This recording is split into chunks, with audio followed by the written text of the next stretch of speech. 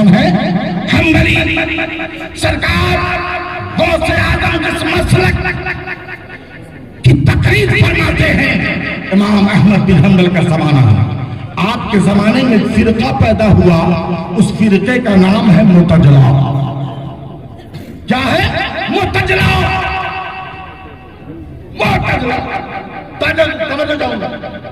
उसने क्या किया?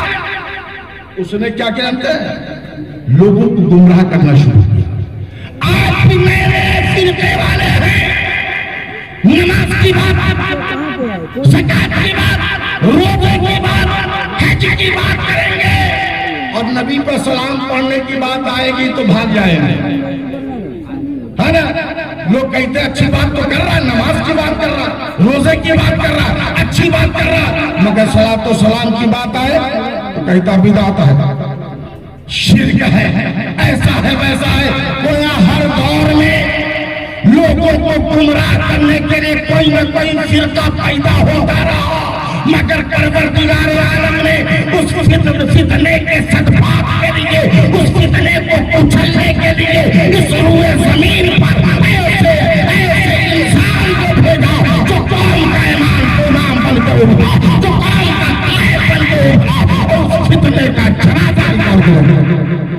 इमाम अहमद बिन हम्बल का वो जमाना। मुतज़िला वाले जानते क्या कर रहे थे? आपको समझ में बात आई कैसे गुमराह करने वाला करता है कि दुनिया में जितनी भी चीजें हैं सब अल्लाह की मखलूक है। आप कहोगे ठीक है तो कह रहा, इसमें गलत क्या?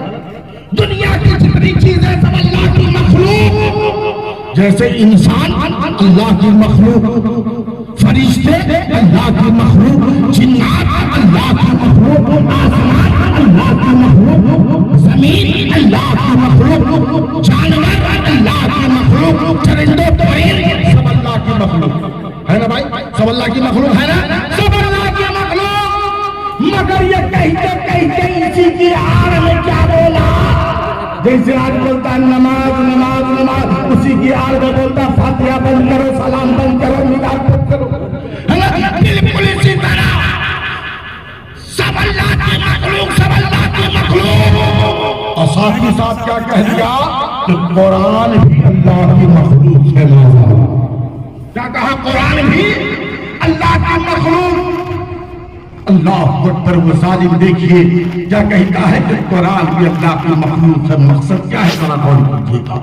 हुजूर मुफ्ती साहब क़िबला अल्लामा अरशद ग़ज़वी वारिसे उलूम सरकार शेर बिहार मौजूद है, तवज्जो चाहूंगा प्यारे। आसमान क्या है?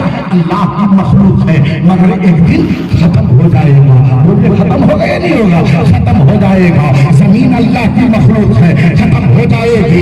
इंसान अल्लाह की मखलूक है, खत्म हो जाएंगे। फरिश्ते अल्लाह की मखलूक है, खत्म हो जाएंगे।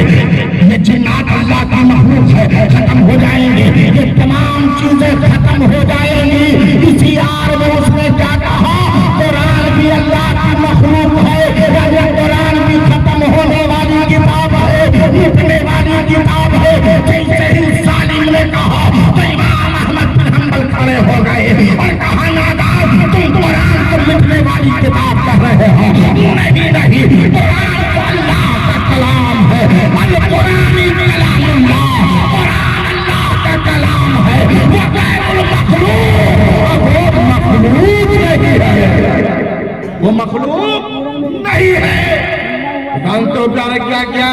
मुतज़िला वालों ने सरकार इमाम अहमद बिन हम्बल को गिरफ्तार कर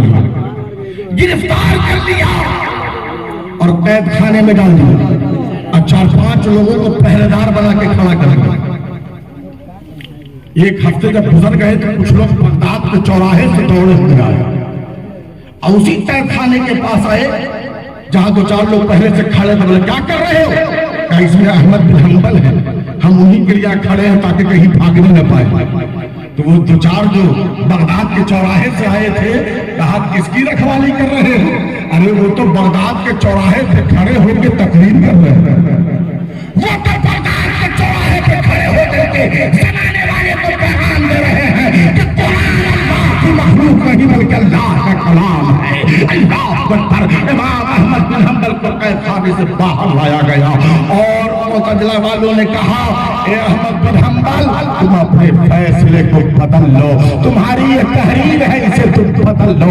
امام احمد بن حنبل فرماتے ہیں نادان، یہ کبھی نہیں ہوگا جب تک میرے جسم میں لہو کا ایک قطرہ باقی ہے، جب تک میری زندگی میں ہلکی سی سانس باقی ہے، میں کہتا رہوں گا قرآن اللہ کا کلام ہے، قرآن اللہ کا کلام ہے، اللہ کی مخلوق نہیں ہے۔ معتزلہ والوں نے فیصلہ سنا دیا۔ کیا فیصلہ سنایا؟ احمد بن حنبل کے جسم پر 40 کوڑے مارے جائیں، 40 کوڑے مارے جائیں۔ آپ کے جسم پر کوڑوں کی برسات ہونے لگی، جسم سے خون کی فواریں جاری ہو گئی۔ ایک کوڑا آپ کے پاجامے کے اظہار بند پہ ایسا لگا کہ آپ کا اظہار بند کٹ گیا اور آپ کا پاجامہ نیچے کی طرف سڑکنے لگا۔ جیسے ہی پاجامہ نیچے کی طرف آنے لگا، امام احمد بن حنبل نے رب کی بارگاہ میں ہاتھ اٹھا دیا، مولا اے پروردگار عالم میری آبرو کی لاج رکھ لینا، اے مولا میں نے قرآن کے تحفظ کی خاطر اپنی جان کی بلہاری دی ہے، اے مولا میں نے قرآن کی حفاظت کے لیے اپنی لہو کی قربانی دی ہے، مولا میری آبرو کی حفاظت کرنا۔ تاریخ گواہ ہے امام احمد بن حنبل کا پاجامہ خود بخود اوپر ہو جاتا ہے اور لگتا ہے کسی نے آپ کے پاجامے کو باندھ دیا ہے۔ اے علوم النبی کے صحن میں بیٹھنے والوں، یاد کرو یعنی جب مصطفیٰ کا سچا ہونا، اللہ کا سچا بندہ جو سنی سہول عقیدہ جنتی مسلمان ہے،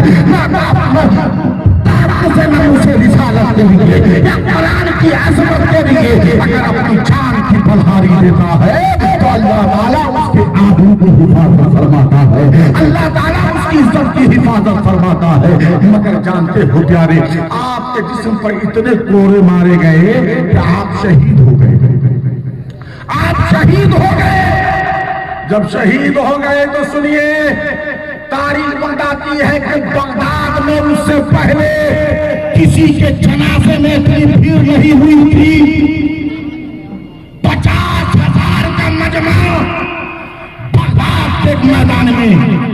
ذرا بتائیے تو صحیح، نہ انٹرنیٹ کا زمانہ ہے، نہ سوشل میڈیا کا زمانہ ہے، نہ الیکٹرک میڈیا کا زمانہ ہے، نہ پرنٹنگ میڈیا کا زمانہ ہے، نہ ٹیلی فون ہے، کچھ نہیں ہے۔ مگر بتائیے کیسے زمانے والے کو خبر ہو گئی؟ بغداد کی دھرتی پر اس وقت آپ کے جنازے میں 50,000 کا مجمع اکٹھا ہو گیا۔ اور تاریخ یہ بھی بتاتی ہے کہ گھر کی عورتیں اپنے گھروں سے نکل کے گھر کی چھت پر آ گئی۔ اس مرد خدا، اس مرد آئین کے جنازے کو دیکھنے کے لیے اپنے گھروں کی عورتیں آ گئی۔ اللہ اکبر۔ آپ کی نماز جنازہ ہو رہی ہے، آپ کی نماز جنازہ ہو رہی ہے اور ایک طرف 20,000 کا مجمع کھڑے ہو کے جنازہ کو دیکھ رہا ہے۔ وہ مسلمان نہیں ہے، کلمہ پڑھنے والا نہیں ہے، وہ 20,000 کا مجمع ایک طرف کھڑا ہو کر کے آپ کے جنازے کو دیکھ رہا ہے۔ جب نماز ہو گئی تو وہ 20,000 کا مجمع جو تھا اس نے کلمہ پڑھ کے اسلام میں داخل ہو گئے۔ وہ لوگ اسلام کا پرچم بلند کیا تو لوگوں نے پوچھا اے لوگوں تم اسلام کیسے قبول کر لیے، تم کلمہ کیسے پڑھ لیے، تو نے کیا دیکھا جو کلمہ پڑھ لیا، تو نے کیا دیکھا جو اسلام قبول کر لیا؟ تو غور کرو انہوں نبی کے اس دستار بندی کے جلسے میں آنے والوں، ان لوگوں نے کہا تھا کہ جب میں امام احمد بن حنبل کے جنازے کی بھیڑ کو دیکھا تو میں کہنے پر مجبور ہو گیا کہ دنیا میں کوئی ایسا انسان نہیں ہو سکتا جو جھوٹا ہو، اس کا مذہب جھوٹا ہو اور اس کے جنازے میں کوئی بھیڑ ہوتا ہے۔ گویا کہ آپ کے جنازے کی بھیڑ بتا رہی ہے آپ سچے ہیں، آپ کا مذہب سچا ہے، آپ اس نبی کا کلمہ پڑھتے ہیں، وہ